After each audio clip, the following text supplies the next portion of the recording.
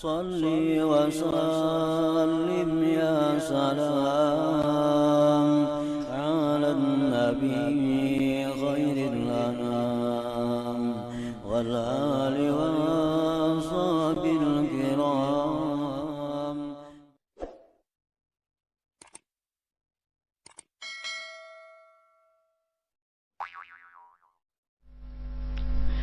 من صلى علي صلت عليه الملائكة ومن صلى علي واحدة صلى الله عليه 10 صلوات وحطت عنه 10 خطيئات ورفعت له 10 درajat.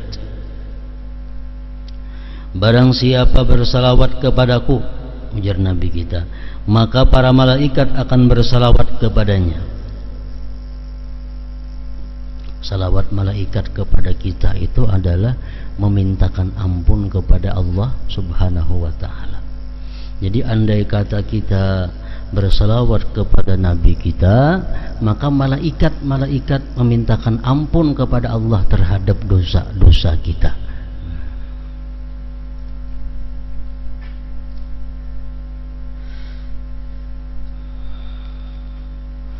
Dan barang siapa bersalawat kepadaku 1 kali, maka Allah bersalawat kepadanya 10 kali. Nah, salawat Allah kepada kita kayak apa? Mencurahkan rahmahnya, rahmah yang khusus yang dicurahkan Allah 10 kali kepada orang yang bersalawat kepada Nabi.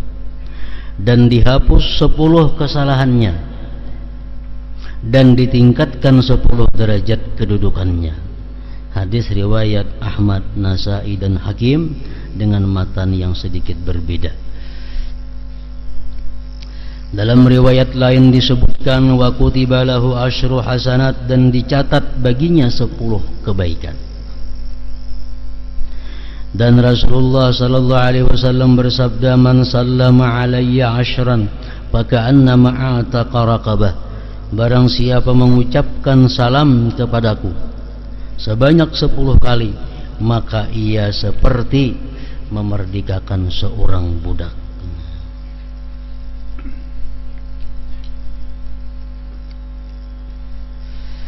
La yaridanna alayya aqwamun wa a'rifuhum illa bikathrati salawatihim alayya.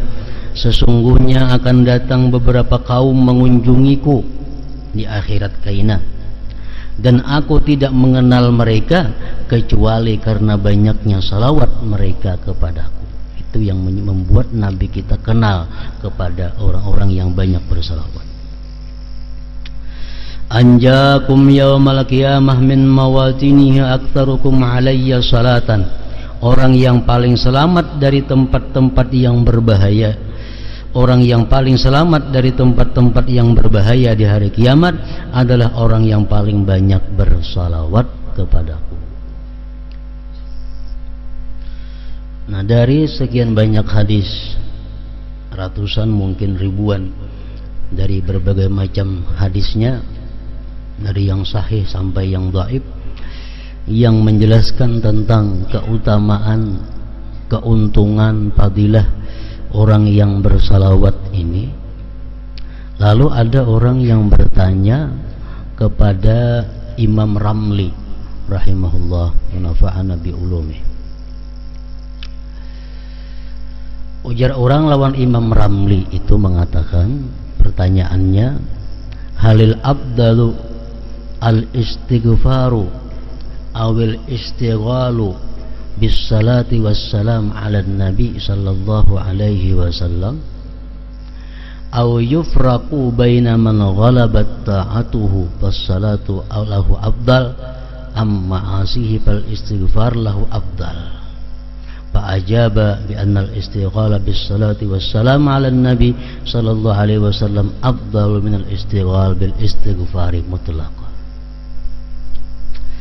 Ujar orang, wahai Imam Ramli, mana baiknya, mana lebih utamanya kita beristighfar dengan bersalawat dan salam atas Nabi? Mana afdalnya?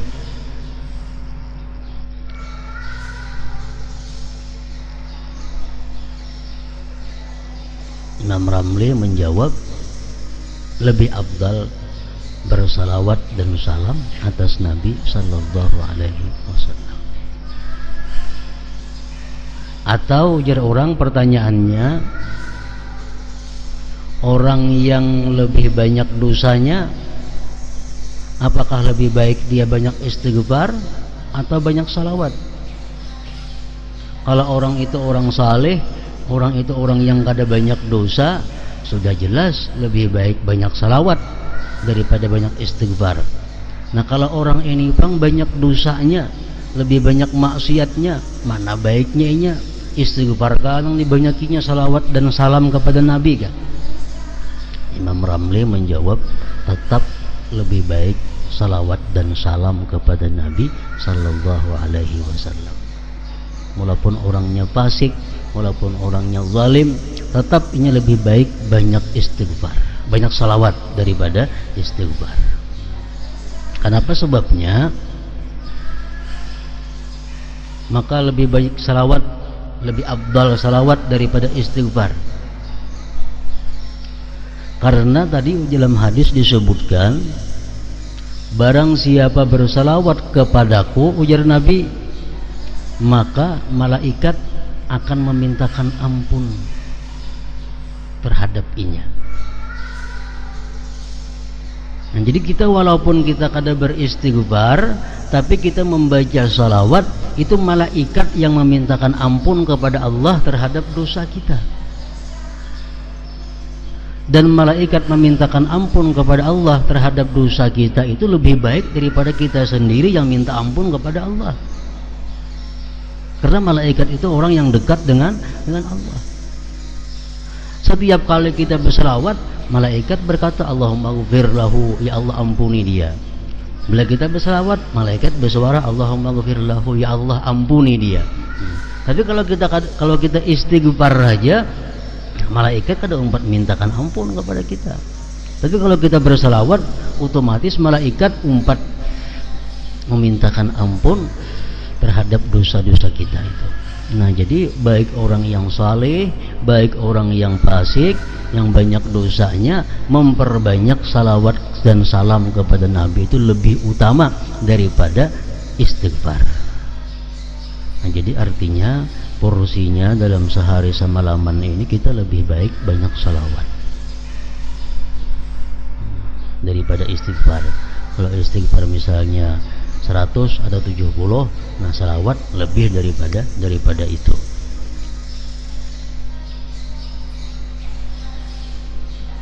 Ada lagi pertanyaan kepada Syekh Abdul Abbas At-Tijani. Beliau ditanyakan mana afdalnya membaca Al-Quran dengan membaca salawat kepada Nabi. Tadi kan istighfar, sudah jelas lebih afdal salawat. Nah sekarang Quran, mana afdalnya kita membaca Quran dengan membaca salawat dan salam kepada Nabi? Abdul Abbas At-Tijani mengatakan, bagi orang-orang yang lebih banyak dosanya, bagi orang-orang yang tergolong fasik, lebih baik membaca salawat daripada membaca Al-Quran. Kalau orang-orang yang saleh, orang-orang yang sudah lebih banyak taatnya daripada maksiatnya, lebih baik dia memperbanyak membaca Al-Quran daripada membaca salawat. Nah ini perkataan Syekh Abdul Abbas. Kenapa sebabnya? Karena kalau orang fasik itu membaca Al-Quran, Quran itu kalamullah. Quran itu adalah wahyunya Allah. Kalau orang fasik membaca Al-Quran, dikhawatirkan satu, orang beradab dengan kalam Allah. Yang kedua, barangkali yang dibacanya itu Al-Quran mengutuk dengan dirinya sendiri. Misalnya orangnya zalim, membaca Al-Quran, dalam Quran ada apa? La'natullah ala zalimin, laknat Allah atas orang zalim. Berarti dia melaknat dirinya sendiri. Atau dia fasik, dia baca Al-Quran, Wa ammal ladzina fasaqu fa ma'wahumun nar. Orang-orang fasik itu masuk neraka. Berarti dia sendiri mengatakan dirinya masuk ke neraka. Nah, untuk orang-orang fasik, orang-orang yang banyak dosa, lebih baik perbanyak salawat. Itu ujar Syekh Abdul Abbas tadi. Dalam kitab Sa'adatud Darain panjang lebar dijelaskan kisahnya itu.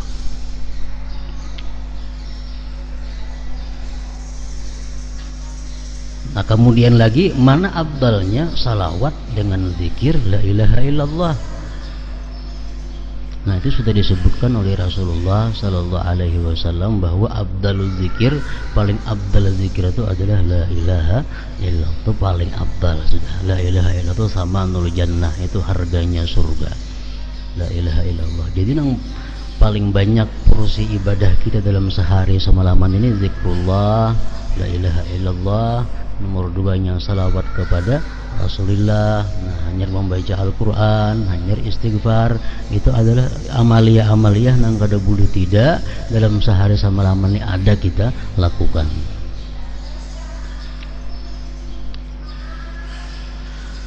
Abu Bakar Siddiq radhiyallahu anhu berkata, salawat kepada Nabi lebih cepat menghapuskan dosa daripada air dingin memadamkan api. Dan mengucapkan salam kepada beliau adalah lebih utama daripada memerdekakan budak.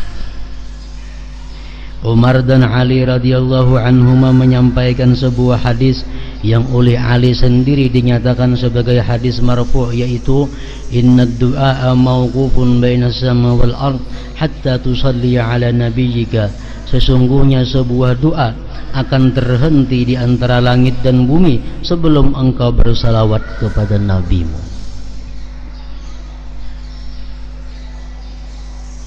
Dalam riwayat lain disebutkan ad-du'a bainas salataini alayya la yuraddu wa anna Allah wakkala biqabri malakan a'tahu asma'al khalaiq fala yusalli alayya ahadun ila yaumil qiyamah illa ballagani bismihi wasmi abihi hadza fulan ibn fulan qad shalla alaik. Doa yang dipanjatkan di antara dua salawat kepadaku tidak akan ditolak. Sebelum inya berdoa, inya bersalawat dulu. Karena hendak ampih ditutupnya dengan salawat. Jadi doa itu anaknya di tengah-tengah salawat. Nah, doa seperti itu kada ditolak oleh Allah Subhanahu wa taala. Dan sesungguhnya Allah telah mewakilkan seseorang malaikat di kuburku, dan Allah telah memberinya seluruh nama makhluk. Tidak ada seorang pun yang bersalawat kepadaku sampai hari kiamat kecuali malaikat tersebut menyampaikannya kepadaku dengan namanya dan nama ayahnya. Ini Fulan bin Fulan telah bersalawat kepadamu. Jadi salawat dan salam kepada Rasulullah termasuk salah satu merupakan kunci mustajabnya doa, di samping yang lain-lainnya seperti Bismillahirrahmanirrahim di awal doa. Itu termasuk adalah mencepatkan doa itu diijabah oleh Allah Subhanahu wa taala. Jadi sebelum berdoa Bismillahirrahmanirrahim. Kemudian lagi memuji Allah, alhamdulillahirabbil alamin. Sesudah bismillah itu termasuk mempercepat doa itu mustajab. Sesudah hamdalah hanyar salawat dan salam kepada Nabi. Nah, kemudian hanyar doa.